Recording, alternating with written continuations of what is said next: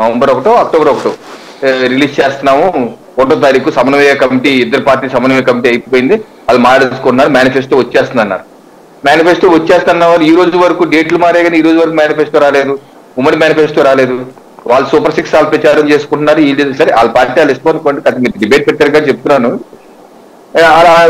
ఎవరి ద్వారా వాళ్ళు వెళ్తున్నారు. కొన్ని టికెట్లు కూడా మేము అనౌన్స్ చేస్తా ఉన్నారు, కలిసి మాట్లాడుకున్న. ఇప్పుడు దాకా 7 సార్లు ఒంటరిగా గంటలు మాట్లాడుకున్నారు. కనీసం ఒక్క టికెట్ కూడా కలిసి అనౌన్స్ చేయలేదు.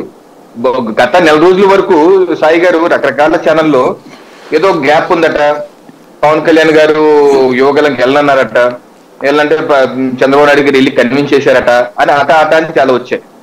అవన్నీ మనం అబద్ధాలే అనుకున్నాం. బట్ ఎప్పుడైతే అలాగే కథలు కూడా ఇద్దరు కలిసి అచ్చెన్నాయుడు గారు చెప్పారు, పవన్ కళ్యాణ్ గారు చంద్రబాబు ఇద్దరు కలిసి అన్ని సభలు ప్రచారం చేస్తారనుకున్నాం అన్నారు. వెళ్తారు కదా అనుకున్నారు ప్రజలందరూ.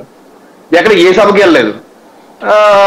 ఆల్ ఆఫ్ సడన్ గణతంత్ర దినోత్సవం రోజు పవన్ కళ్యాణ్ గారు ఆయనే భరుస్తారు ఇలాగా పొత్తు ధర్మం పాటించట్లేదని.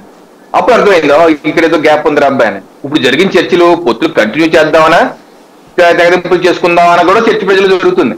అసలు కంటిన్యూ చేస్తారా లేదా ఎవరికాలు విడిపోతారా అని చర్చ జరుగుతుందంటే సీట్లు కాదని ఇంకో సోషల్ మీడియాలో ఇంకోటి. సో రకరకాలుగా జరుగుతుంది. దాన్ని ఏ రకంగా వాళ్ళు పరిష్కరించి, అలాగే ఇవాళ అచ్చెన్నాయుడు గారు స్టేట్మెంట్ ఇచ్చారు, 8వ తారీఖు ఫైనల్ చేస్తాం, ప్రకటన చేస్తామని ఇవాళ అచ్చెన్నాయుడు గారు అసెంబ్లీ దగ్గర హడావుడి చేసినప్పుడు ఒక ప్రెస్ అడిగితే చెప్పారు. నేను ఇందాక వీడియో కూడా చూశాను. 8వ తారీఖు ఫైనల్ గా కూర్చుంటున్నాం, మేము ప్రకటన చేస్తున్నాం సీఎస్ స్థానాలు అన్నారు. సో సో ఆ రకంగా 8వ తారీఖు కన్నా తెరబడుతుందేమో చూడాలి. ప్రకటించాలంటే ముందు మీరు ఓకే అనాలి కదా అని. అంటే ఇప్పుడు వాళ్ళిద్దరూ ప్రకటించేసుకుంటే మీరు ఆ కూటమిలో లేనట్టు అయిపోద్ది. ఆ మాకేటి సంబంధం? మేము ఎప్పుడన్నా అన్నామా మా అధ్యక్షుడు గారు కానీ లేదా టీడీపీ అధ్యక్షుడు గారు ఎవరన్నా సరే మేము వెళ్ళి టీడీపీతో మాట్లాడతాం. అలాగే సార్, ఇది సహజీవనం వేరు, సంసారం వేరు. ఇప్పటిదాకా మీతో పెళ్లి చేసుకున్నటువంటి పవన్ కళ్యాణ్ గారు ప్రస్తుతం అటు సహజీవనం చేస్తున్నారు. ఇక పైన ఆయన అటు కాపురానికి వెళ్తే మీకు డైవోర్స్ ఇవ్వాలి, లేదా మీరన్నా డైవోర్స్ ఇవ్వాలి.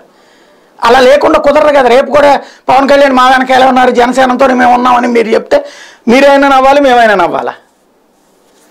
ఎంతమందితో అయినా చేయొచ్చండి. అర్థం వేరే పదం వస్తుంది. ఇప్పటికే కుటుంబ వ్యవస్థలు, రాజకీయ వ్యవస్థలు పతనం అవుతున్నాయి. మీరు మరి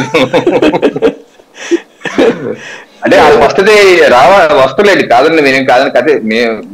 వాళ్ళిద్దరూ అనౌన్స్ చేసేసుకుంటే అప్పుడన్నా భారతీయ జనతా పార్టీ లేదు, ఇక వాళ్ళు అటు చెప్పేసుకున్నారు కాబట్టి మేము లేదని చెప్తుందా, లేదు మా అధిష్టానం వాళ్ళు వచ్చి చెప్పాలంటదా? అంటే జాతీయ పార్టీ కొన్ని ఇబ్బందులు ఉంటాయి సాయి గారు. మా పొత్తు కూడా బీజేపీ జనసేన మధ్య పొత్తు కుదిరింది, మీరు కలిసి పని చేసుకుని చెప్పింది అధిష్టానం. ఎందుకంటే పవన్ కళ్యాణ్ గారు రాష్ట్రంలో నాయకులతో ఏం మాట్లాడలేదు, ఆయన కేంద్రంతో మాట్లాడుకున్నారు. అక్కడ బిఎల్ సంతోష్ గారు, నడ్డా గారు సరే అయితే ఓకే అని చెప్పి అమ్మ పిలవటం జరిగింది, మాట్లాడారు. సో పొత్తు ఉందా లేదా అని మళ్ళీ చెప్పవలసిందే వాళ్ళే, ఎందుకంటే కేంద్ర నాయకత్వం పెద్దలే ఫైనల్ నిర్ణయం తీసుకుంటారు. అలా అని చెప్పి మేము మా రాజకీయ క్షేత్రం పని అయితే మానుకొని తెలియము. అన్ని స్థానాలకి సంసిద్ధంగా ఉన్నాం, అన్ని స్థానాలకి వర్క్ చేసుకుంటున్నాం, గడపకి కార్యక్రమం చేస్తున్నాం. మా యొక్క రాజకీయ క్షేత్రం అయితే ముమ్మరంగానే ఉంది, దేనికన్నా సరే సిద్ధం.